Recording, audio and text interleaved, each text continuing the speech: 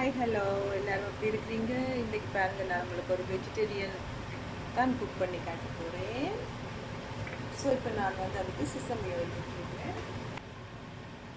கடுகு பாருங்க, கடுகு நல்லா வச்சு கொண்டு வருது. ஸோ நான் இப்போ கொஞ்சம் ஒனியன் போடுறேன்.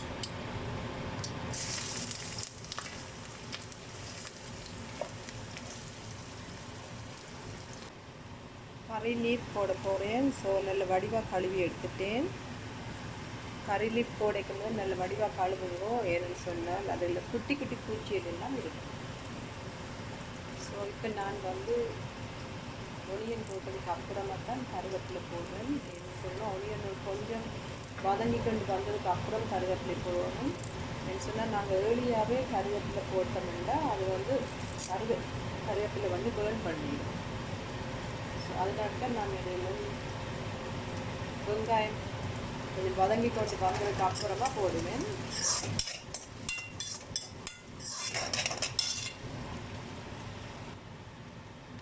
ஸோ இது வந்து பெருஞ்சீரகம், பெனல்,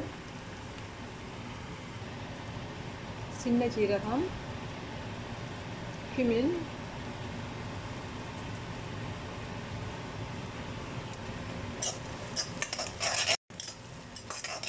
நல்லா பொரிஞ்சு கோல்டன் ப்ரௌனாக வரத்துக்கு. ஸோ பாருங்க, இப்போ ஒரு அளவுக்கு நல்லா பொரிஞ்சு வந்துட்டுது. இப்போ ஆயிலும் நாங்கள் பொரிய விடணும் இல்லை. ஏன்னு சொன்னால் நான் காய்ச்ச போகிற வெஜிடேரியன் வந்து வதக்கி தான் காய்ச்ச போகிறேன். ஸோ இதோடு சேர்த்து இந்த பதத்தில் நாங்கள் வதக்கிடமில்லை. நாங்கள் போடுற இதுவும் பீன்ஸ். இப்போ நான் வந்து பெரிய அவரைன்னு சொல்லுவாங்க, பெரிய பீன்ஸ் தான் காய்ச்ச போகிறேன்.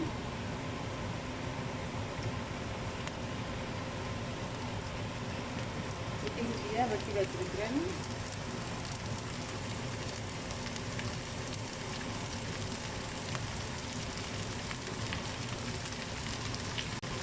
இங்கே பாருங்கள், நான் வதக்கி தான் பார்க்குறேன். நல்ல குட்டியாக தான் வெட்டி வச்சுருக்கேன். பாருங்கள் சைஸ். நீங்கள் இப்படி குட்டியாக வெட்டும்போது இது நல்ல வதங்கி வந்ததுக்கப்புறம் சாப்பாட்டோட சாப்பிடும்போது நல்ல டேஸ்ட்டாக இருக்கும். ஆயில் பெருசாக நீங்கள் வெட்டினீங்கன்னு சொன்னால் வதங்கினா கூட அது பெரிய பெரிய சைஸில் இருக்கும். நல்ல குட்டி குட்டியாக வெட்டுங்க.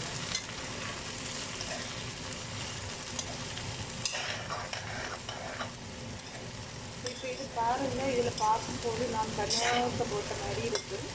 பட் அது வதங்கி வந்ததுக்கப்புறம் ஒரு கொஞ்சம் மட்டும் நல்லா இருக்கும். ஸோ இப்போ நான் வதக்கும் போதே கொஞ்சம் சால்ட் போட போகிறேன். கொஞ்சம் ஃபாஸ்ட்டாக வதங்கிடு.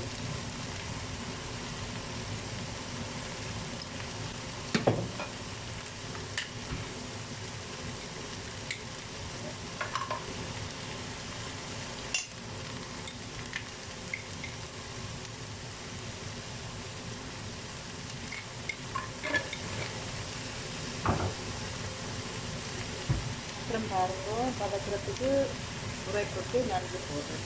அடிப்பிடிக்காமல் இப்படியே நல்ல வடியாக போட்டு மிக்ஸ் பண்ணி வதக்குங்க. ஸோ இங்கே பாருங்கள், இன்றைக்கு என்னோடய நெயில் பாலிஷ் வடிவாக இருக்கான்னு பாருங்கள்.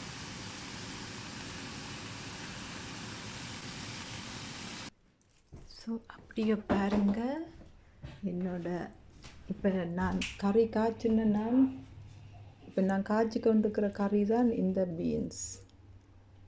உங்களுக்கு தெரியுதாண்டு கொஞ்சம் டார்க்காக இருக்குது பாருங்க. ஸோ இது வந்து அந்த பீன்ஸ் தான் நான் கடையில் வாங்கி இதுக்கு போட்டது. ஸோ நல்ல கொத்து கொத்தாக தான் வளருது. கொஞ்சம் இருட்டாக இருக்கிறனாடி தெரியல பாருங்க. ஸோ நான் நினைக்கிறேன் இதுக்கு வீட்டுக்குள்ளே பொலினேஷன் தேவையில்லை, இந்த மரத்துக்கு மட்டும். இந்த நார்மலாக சொல்லுவாங்க வீட்டுக்குள்ளே பொலினேஷன் தேவை மரங்கள் வளர்கிறதுக்குன்னு சொல்லி. இங்கே பாருங்கள் எவ்வளோ கொத்து கொத்தாக காய் வருது பாருங்கள், பார்க்கவே ஆசையாக இருக்குது. இங்கே பாருங்கள், அப்படியே மேலே பாருங்கள், அப்படியே கொஞ்சம் மேலே பாருங்கள். அடுத்தது இங்கே பாருங்கள், இதில் எல்லாம் நல்ல கொத்து கொத்தாக காய்கள் வந்துட்டு குட்டி குட்டியாக இருக்குது. ஸோ அப்படியே பாருங்கள், இதில் என்னோடய பயறு மரமும் கொஞ்சம் வளர்ந்துட்டு. ஸோ உங்களுக்கு இதோட அப்டேட்ஸ் எல்லாம் பார்க்கணுன்னு சொன்னால் நீங்கள் என்னோடய சேனலை சப்ஸ்கிரைப் பண்ணுங்க. அவங்க முடக்கத்தான் வளர்ந்து கொண்டு வருது. ஸோ நீங்கள் யோசிப்பீங்க, இது வந்து படர்ற மரம் பாருங்க, அவ்வளோ உயரமான தடி, கொஞ்சம் உங்களோட சீலிங்கை தொடுற அளவுக்கு இருக்குது.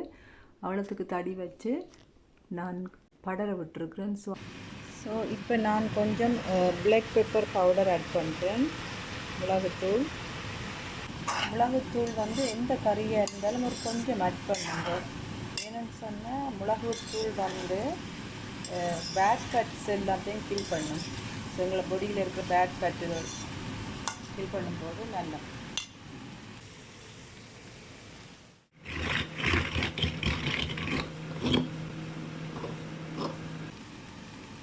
ஸோ நல்லா வதங்கி வந்ததுக்கப்புறம் கோகோனட் ஃப்ளவர் போடுறோம். ஸோ இப்போ பாருங்கள், நான் கொஞ்சம் மஞ்சள் தூள் போடுறேன். எல்லாம் மிக்ஸ் பண்ணி போட்டு வறுத்ததுக்கப்புறம் டப்பண்டுக்கு நல்ல வாசம் வருது. கோகோனட் போட்டதுக்கப்புறம் ஒரு 2-3 மினிட்ஸால் நாங்கள் நிப்பாட்டிடலாம்.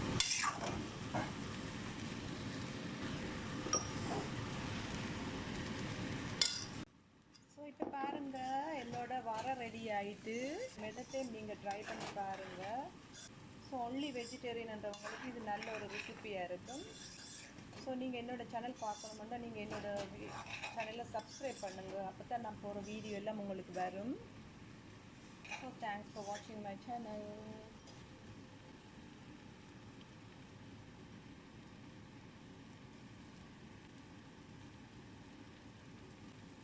பாருங்கள், உருந்து அப்படி வருது ஒன்று. இது பாருங்கள், அப்படியே ஒன்றா போட்டு பாருங்கள். ஸோ இப்படி தான் இது பண்ணேன். The next video, don't forget to subscribe.